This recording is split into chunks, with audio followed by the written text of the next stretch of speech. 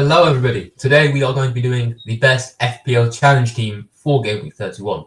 So without further ado, I think we get into it and we start off in a very familiar place with just goalkeepers. Our first goalkeeper will be Tammy Kelleher, who is currently at Liverpool playing Sheffield United. There's going to be a very common theme in this team. It's going to be very weighted towards Sheffield United. Why? Bottom in the Premier League. Liverpool have the most goals at home scored as well as the least goals conceded. So obviously we are going to have quite a defensive outlet, and on paper the best would be to have balanced. But if you want to take a risk, you're not going to get first by just playing a template team. So we'll talk along some of the risks along the way you can take. One of those risks would be just going a full Liverpool defence. Obviously you don't know who's going to be starting in defence. You know Van Dijk, you know Kelleher. You assume Bradley, you assume Gomez. Kanata, you could assume starts as well. If you want to go 5 defenders, be my guest. But I'd assume also having a forward there, which we'll get on later. I think Kelleher, obviously, he's not Alisson, but I think he will be more than enough to maintain Sheffield United, especially with Van Dijk in front of him, who at the moment is one of the best defenders in the world. But that leads us on to who is going to be ahead of our goalkeeper. That is going to be Van Dijk, Robinson and Gabriel. Now I'd love to have Ben White in this team or Saliba, but we are going to have to settle for Gabriel because, well, as you can see, we have no remaining budget. So you could probably change some things along the way, which we'll get into. Gabriel is Luton. I do expect Luton to score, but I expect an Arsenal defender to get on the score sheet. Why? That is mainly because of their corner threat. And who better than corner threat than Mr. Big Ed himself, Gabriel? I think with Arsenal's dynamic, he also gets into positions where he can probably get an assist out in possession. When he is on dead ball, such as a corner or free kick, he does like to get himself in those positions where he is that target man, mostly because they lack that striker outlet or a tall striker. So with that in mind, Gabriel, 5.3 million in the team. Robinson. Now I think we have to have part of a Fulham defence here. I think there's not too many other fixtures which I'd like to target.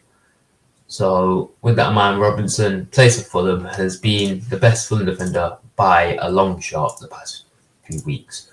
4.3 on form. He's selected by 26% actually, which I was expecting to be high, but not as high. Although he did just have the fixture against Sheffield United. In his recent game, he did only get 1 point though, so that is obviously a bit disappointing. But next to him, we have the man I was talking about, Virgil van Dijk. And the thing I love about Van Dijk is, again, like Gabriel, has that corner threat, that set piece threat, can score goals. And I think the clean sheet's pretty much bang on.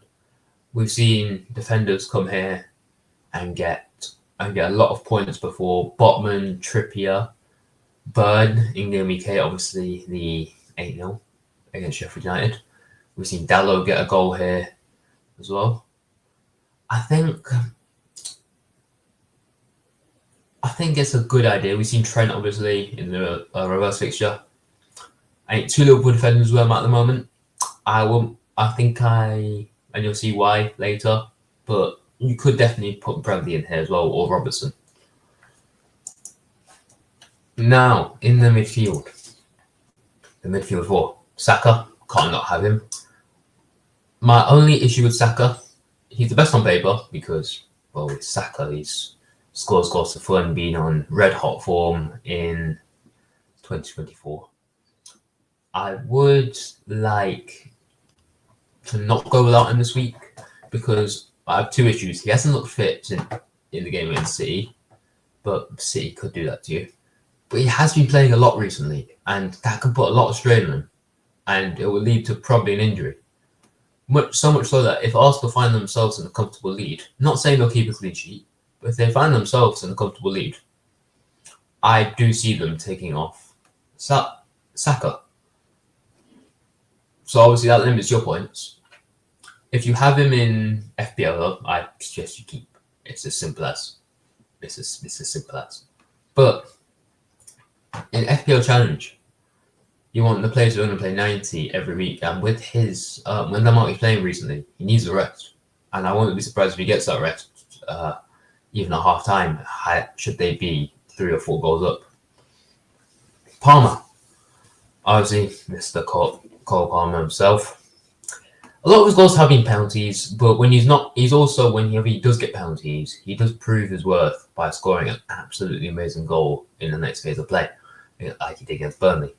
I think at United will be nothing dissimilar. I think United will get a goal, but Chelsea will most definitely get a goal, and I see Palmer being on the forefront of that. I think United are a team, obviously, as of recent, they've conceded the most shots this season.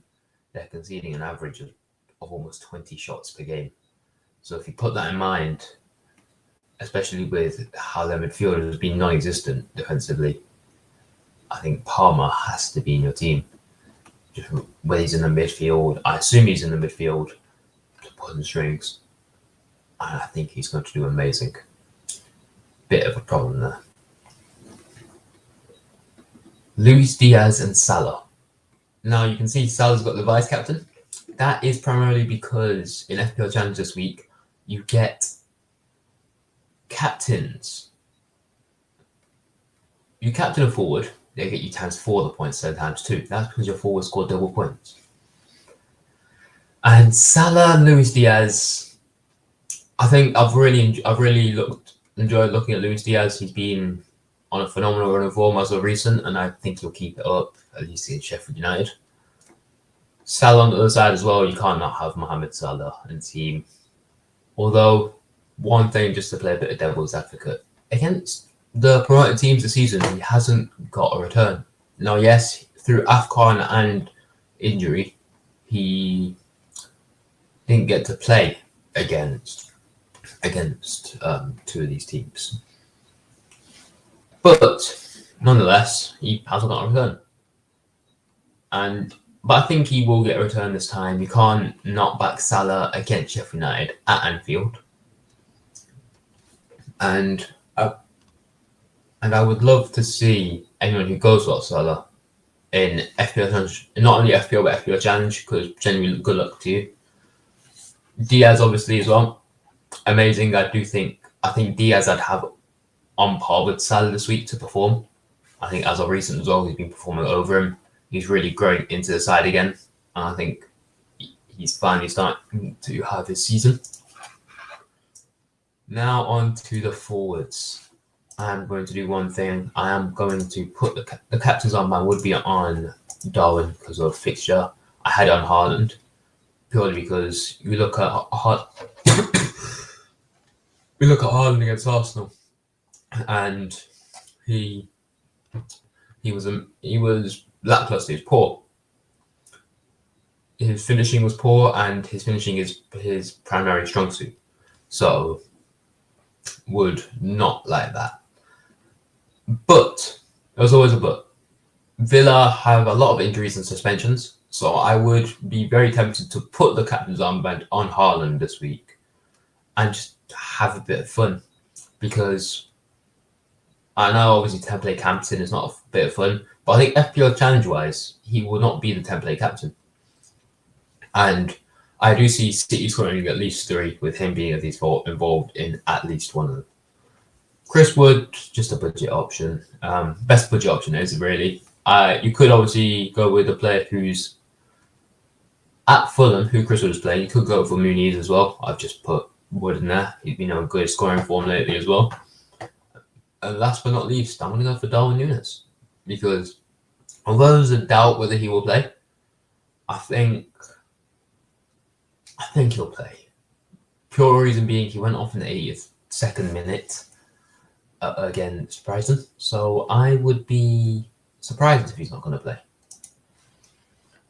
And now onto the bench quickly. Ortega and Moreno, just budget option, 3.7 million, cheapest keeper of the game. McTominay, I think McTominay has a very good chance of scoring against Chelsea, and I think that can really be utilised.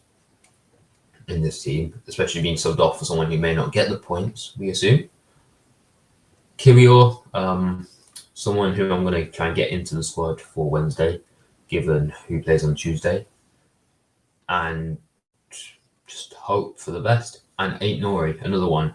He has to be the one who's starting as well. I think over Robinson probably. Although we do have a sub rule, and I think I will definitely be utilising that this week. But this is the best team on paper once again. I do have to reiterate, the best team on paper will not win. The best team on paper is purely just like a scout selection. It's the best team on paper. But as we know in FPL, and now it's going to be FPL Challenge, the best team on paper isn't always the best.